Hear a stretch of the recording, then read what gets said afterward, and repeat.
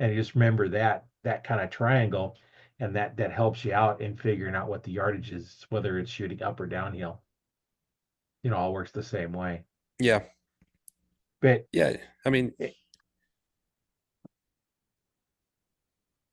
yeah, and unless you know how to do that, that don't mean nothing to you. But you just got to practice it and see. And one thing nice about the rangefinders nowadays is they'll tell you what to shoot it for and what the actual distance is. And you know, I always say use your own mind and your own judgment, judge the yardage, and then verify afterwards with the rangefinders.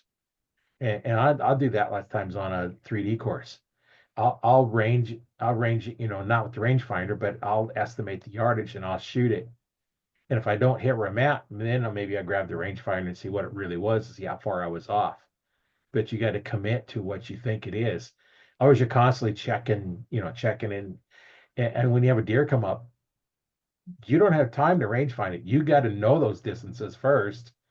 And that's why when I was first starting out, I would actually put tags out, especially out into a field. I'd go out at 10 yards, 20 yards, 30 yards. So I had um, a 30-foot long rope that I carried with me, fastened on there, and okay, there's 10 yards. So I could mark it all out until I could learn how to judge those distances, without having any kind of marker. And, you know, so that helps out. yeah, yeah, it's one way to do it. And I mean, right now the rangefinders, they have some, like you said, there's like a function on some rangefinders, where the rangefinder gives you the correct distance to shoot it for. I Right. personally don't use that function. I like to have my rangefinder giving me the distance and the angle, and then I'll do the adjustment on my site. Uh, taking the angle and the distance, and then I make my adjustment, because it's better for me, and I think that depends on the bow, the speed you have. Sometimes you have to make different adjustments. It's not for everybody. Right.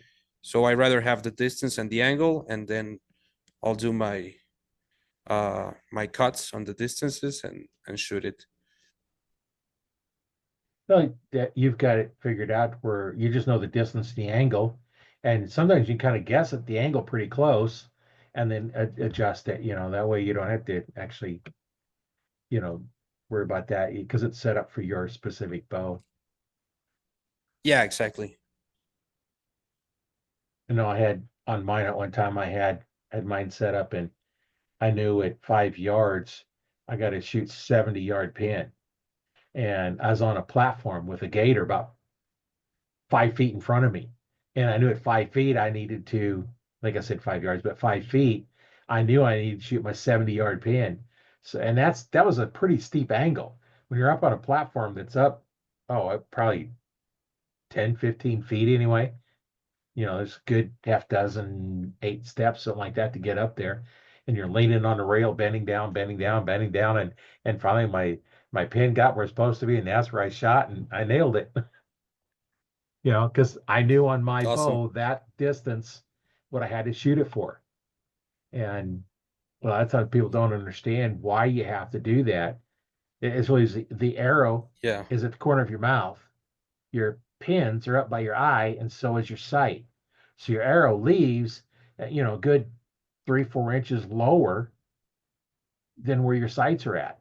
That's why a lot of people shoot through blinds, the side of the blind, because they don't realize they got to get up higher to get over the blind into the shooting area. Yeah, it's very important to know your equipment, especially if you're a 3D or a field archer. You need to know your equipment. You need to know how it performs on different angles, and it's not the same to shoot uphill and downhill.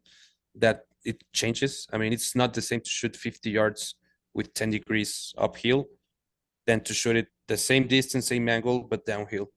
The sight corrections that you have to do are going to be different.